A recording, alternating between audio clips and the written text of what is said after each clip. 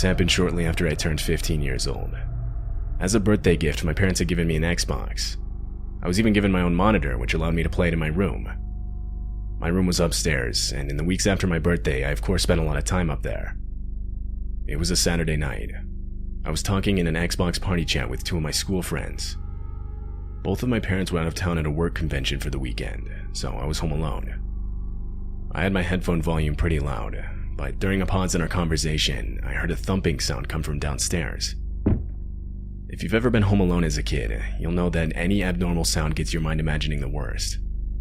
I turned down the volume and took one headphone off my ear. Nothing happened for the next 5 minutes, but shortly afterward I heard the same noise again. I told my two friends about it this time, and they both encouraged me to go check it out, joking how someone might have broken in. I laughed and agreed to do it during the next break in our game. When that came, I took my headphones off and started walking towards the stairs. I began walking down them, and as I did, I began to hear soft whispering. I was only halfway down, but I completely froze up. I intently listened, trying to make out whether what I was hearing was actually real or not. Eventually, I crouched down to get a look into the living room. There, I saw 4 fully grown men, all completely covered in black, silently walking around. I genuinely couldn't process what I was seeing. All I knew is that I had to get back upstairs. I slowly started crawling back up them, and of course, one of the steps let out a loud creaking noise. It echoed throughout the house before returning to silence. There was no way they didn't hear it. Thinking quick, I ran to my room, put on my headset, and told my friends to call the police to my house. They sounded confused, and now in a serious tone asked what was going on. I didn't feel like I had enough time to explain, so I just told them to hurry and threw my headset down on my desk. I knew that locking myself in my room would be an obvious sign that I was inside. I still locked the door and closed it behind me, but instead I hid in the bathroom further down the hallway with the light off and door slightly cracked open so that they wouldn't think to check it. I could hear multiple sets of boots slowly walking up the stairs as I sat in silence. They kept getting louder until I could hear banging on my bedroom door down the hall. Not banging like trying to get my attention.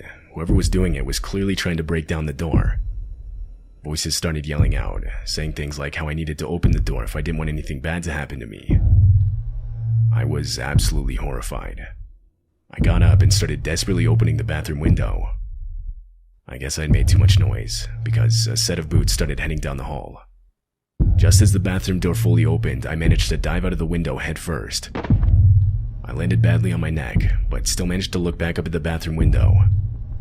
A silhouette stood motionless looking back at me. That's when the backyard door slid open and 3 men came running out towards me.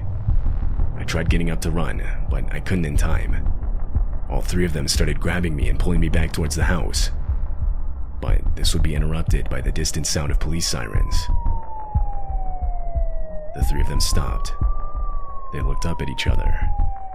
They then sprinted to the backyard fence, climbed it, and I never saw them again. A few moments later, and the police showed up in the backyard. I told them which way the men had gone, to which a couple of them started off in that direction, while another stayed with me. The only man that was caught that night was the one inside the house. The other 3 that ran were never found. As police were asking me questions, my 2 friends who I was playing Xbox with pulled into the driveway on their bikes. Even to this day, I still routinely thank them for calling the cops, as it likely saved my life. Found left behind in the house were 4 different knives and a couple fully loaded pistols,